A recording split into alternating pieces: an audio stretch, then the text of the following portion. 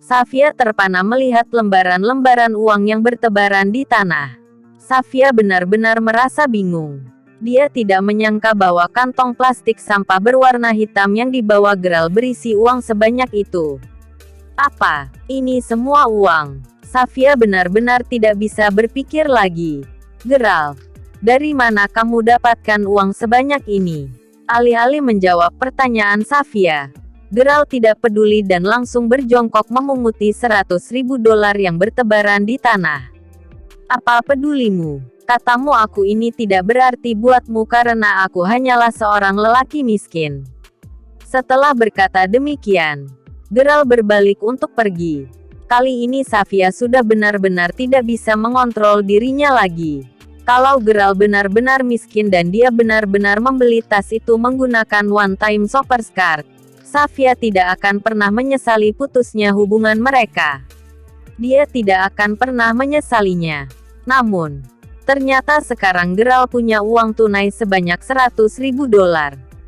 Gerald, berhenti. Sebaiknya kamu ceritakan apa adanya kepadaku. Kalau tidak, aku akan berteriak. Safia berteriak dan didorong oleh emosi yang meluap-luap sambil melompat ke arah Gerald. Dia sudah bertekad kali ini dia harus mengetahui kebenarannya. Gerald tidak peduli lagi pada Safia. Safia mendadak merasa takut. Jangan-jangan Gerald benar-benar telah menjadi seorang kaya raya. Teriak, hahaha. Gerald tersenyum sinis dan berkata, Safia, silakan saja lakukan apapun yang kamu mau. Ah, tolong, ada orang mau perkosa aku. Safia berteriak sekeras-kerasnya. Meskipun malam telah larut, tapi masih banyak pasangan yang sedang menghabiskan waktu berduaan di sekitar situ. Demi mendengar teriakan Safia, mereka segera berlari menuju ke arah danau. Sialan, Gerald tidak menyangka bahwa Safia akan benar-benar berteriak minta tolong dan berbuat seolah-olah dia akan memperkosanya. Safia, apa yang sedang kamu lakukan? Oke, sekarang kamu menang dan aku kalah. Gerald, aku hanya ingin kamu jujur kepadaku dari mana kamu dapatkan uang $100.000 itu. Tolong katakan kebenarannya sekarang. Safia berkata sambil mengerutkan keningnya. Gerald benar-benar merasa putus asa dengan perempuan ini. Gerald benar-benar tidak ingin berhubungan lagi dengan Safia. Itu sebabnya Gerald memutuskan untuk terus berbohong dan berharap Safia membenci dirinya sepenuhnya. Oh, aku harus mengembalikan $100.000 ini kepada seseorang. Aku kan tadi cerita tentang seorang anak perempuan yang aku tolong beberapa hari lalu. Nah, selain memberiku shoppers card, mereka juga memberiku $10.000 sebagai tambahan hadiah. Tanpa mereka sadari, mereka memberiku $100.000. Oleh sebab itu aku bermaksud mengembalikan yang $90.000. Gerald mencoba bercerita dengan nada tulus. Safia berusaha keras untuk mencerna semuanya. Pertama, Safia tahu bahwa Gerald bukanlah seorang yang pandai berbohong.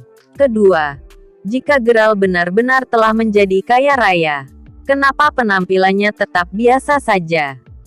Gerald sama sekali tidak terlihat seperti layaknya seorang kaya raya.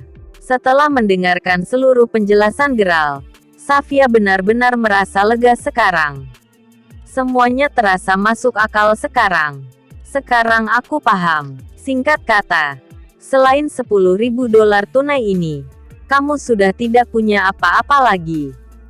Safia menarik napas panjang dan dia merasa keputusannya untuk membiarkan Gerald meninggalkannya sudah tepat dan Safia yakin dia tidak akan pernah menyesali keputusannya ini. Kalau kamu sudah puas, sekarang aku mau pergi. Selanjutnya Gerald berlalu dengan membawa $100.000 tunai di tangannya. Seorang lelaki miskin selamanya akan tetap miskin. Kalau begitu aku akan kembali kepada Yuri. Safia buru-buru pergi setelah beberapa jenak memandang punggung Gerald dengan tatapan jijik. Gerald merasa sangat tertekan setelah menyetor uangnya melalui mesin ATM. Safia sudah benar-benar berubah. Sama sekali berbeda dengan Safia yang pernah dikenalnya. Safia, Safia. Andai saja Safia bisa melupakan soal tas Hermes dan mau menerima dirinya meskipun ketika dia tidak punya uang, Geralt tidak akan keberatan untuk kembali bersamanya. Nyatanya, Geralt tidak hanya memiliki 10.000 dolar. Dia bahkan kelipatan 10.000 dolar yang tak terhitung jumlahnya. Geralt menghela napas dan mulai berjalan pulang ke asrama. Tiba-tiba, ponselnya berdering. Sebuah panggilan telepon dari Naomi. Geralt, maukah kamu mencicipi kue buatanku? Kalau mau, datanglah ke asrama putri. Nanti aku bawakan kuenya ke sana. Seperti biasanya Naomi selalu perhatian dan ingat dengan Geralt. Selama ini, keduanya berhubungan baik dan Naomi selalu merasa senang dan damai kapanpun ketika Geralt bersamanya. Naomi juga merasa nyaman untuk bercerita apapun kepada Geralt. Berbeda dengan penghuni asrama lainnya, Geralt tidak memiliki niat terselubung dalam berteman. Naomi dapat merasakan bahwa Geralt tulus bersahabat dengannya. Sama sekali tidak bertujuan untuk mengajaknya ke tempat tidur seperti yang lainnya. Kue. Baiklah. Aku sendiri sudah bosan banget makan cake. Geralt tertawa. Dia benar-benar bisa merasakan keindahan dalam persahabatannya dengan Naomi. Bisa dibilang Naomi adalah satu-satunya sahabat perempuan yang dia miliki. Oke. Baiklah, Geralt. Apapun yang terjadi denganmu malam ini, ingatkan bahwa kamu akan selalu menjadi sahabat terbaikku. Aku sangat like tas yang kamu belikan untukku. Mereka masih terus berbincang melalui sambungan telepon sampai beberapa waktu kemudian sebelum akhirnya Naomi menutup percakapan. Sementara itu, teman-teman Naomi di asrama sudah tidak sabar untuk terus menunggu.